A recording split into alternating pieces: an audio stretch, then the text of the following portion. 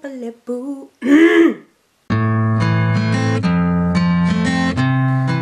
Hey everybody, I'm Rebecca, you're watching The Clean Vegan.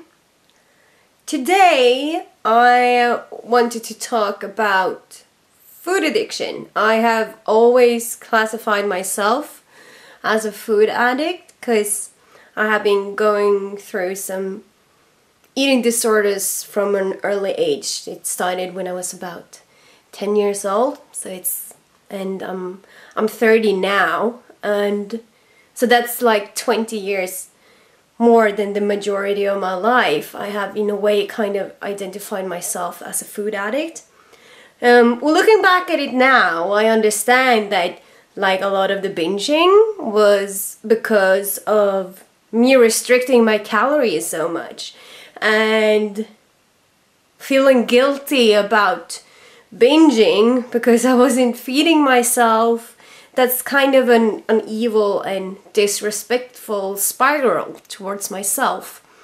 But still, I have always thought that it's more to it, because I always felt like this really is like a drug to me. Like, even when it comes to a simple thing like bread, like really healthy bread, if bread now can be healthy, but I could eat, like here in Sweden we have these kind of whole grain flat breads. It's a hard bread, and I could eat like a whole package of that in one sitting, no problem, and feeling like I couldn't stop, and yeah, and stuff like that. And I know a lot of people are probably gonna say, but that's the carbs and you need the carbs and everything. But anyhow, I have felt the same thing going vegetarian and going vegan, and the same thing there. I've been feeling so guilty about not being able to stay vegetarian, not being able to stay vegan, because there always been something like calling me in a way. I went vegan in 2008, but then I had kind of a setback. It's like I thought, okay, I'm gonna have fish one time, because it was this traditional meal of herring, surströmming. It's like sour herring. It's rotten. It's sincere. Well, just look it up.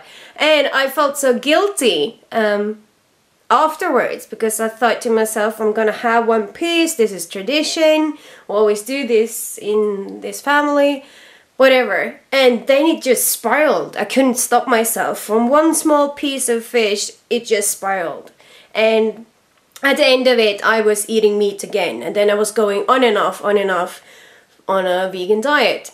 And then I came across this article that really kind of opened up my mind to so much. I'm gonna post a link to the article below, because they were talking about addictive foods, food that actually act like drugs in our body. And fish and meat is definitely two of those things, because there are things, hormones, whatever to call, I don't know exactly what it was, I can't remember the article by word, but it's something in the blood that actually make our body to react to it, like we do react to drugs, like we react to opiates.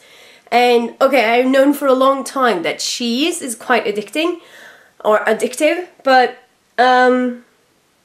here again, they take it up, they talk about it, and it's confirmed again.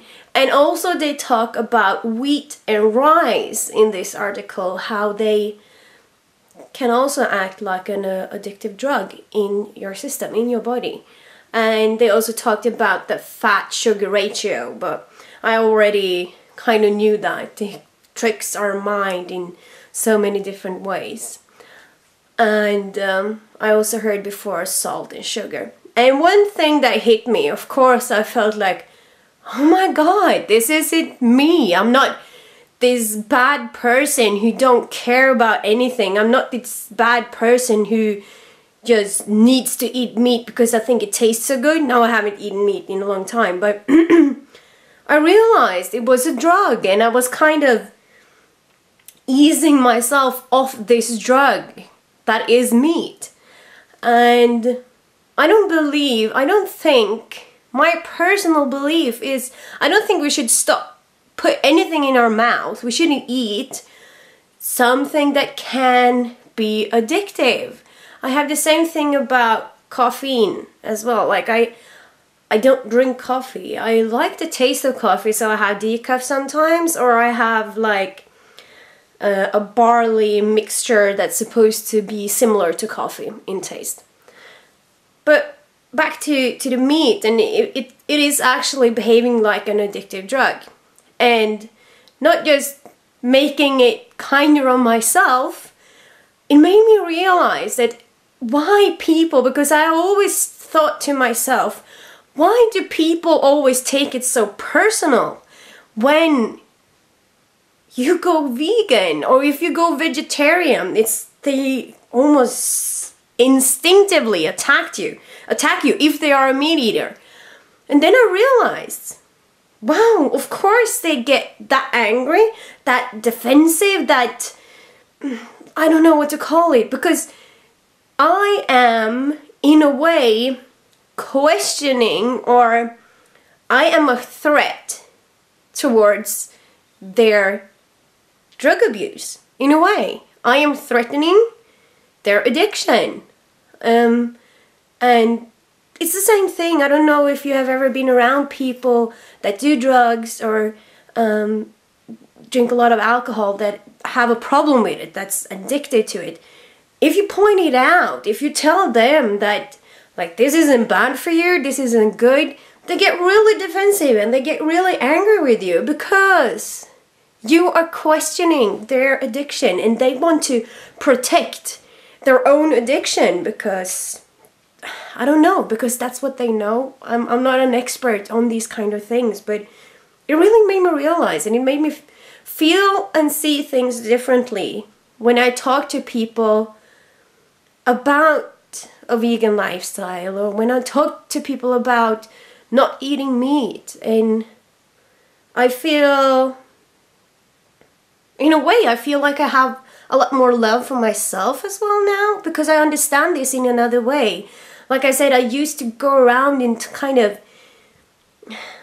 put myself down because I couldn't stick to this lifestyle, because I was getting sidetracked and feeling like I didn't have any character, all those classical things.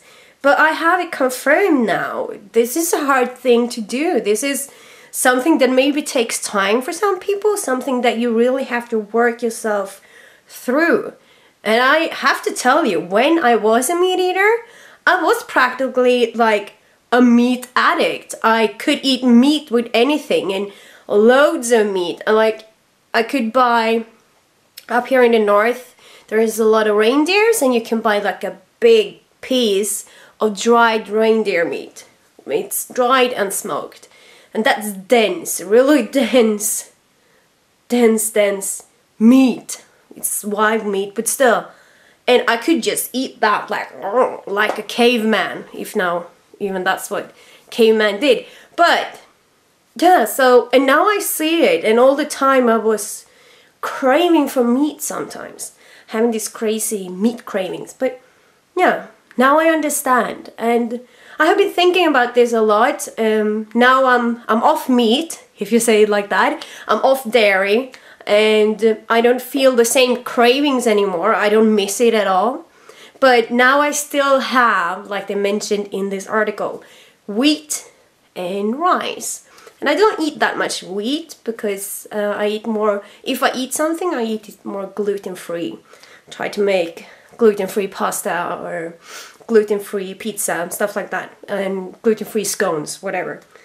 Because I realized that I'm kind of sensitive to gluten, and now this is just a further motivation for me to try to stay off wheat, because if it really is acting like an addictive drug in my body, I really don't want it. I want to kind of stay clear from that.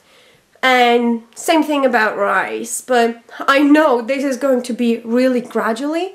I'm still going to eat rice, and I'm still going to eat wheat sometimes, but I'm going to try my really best, my hardest, to stay off them. Yeah, that's all I had for this time.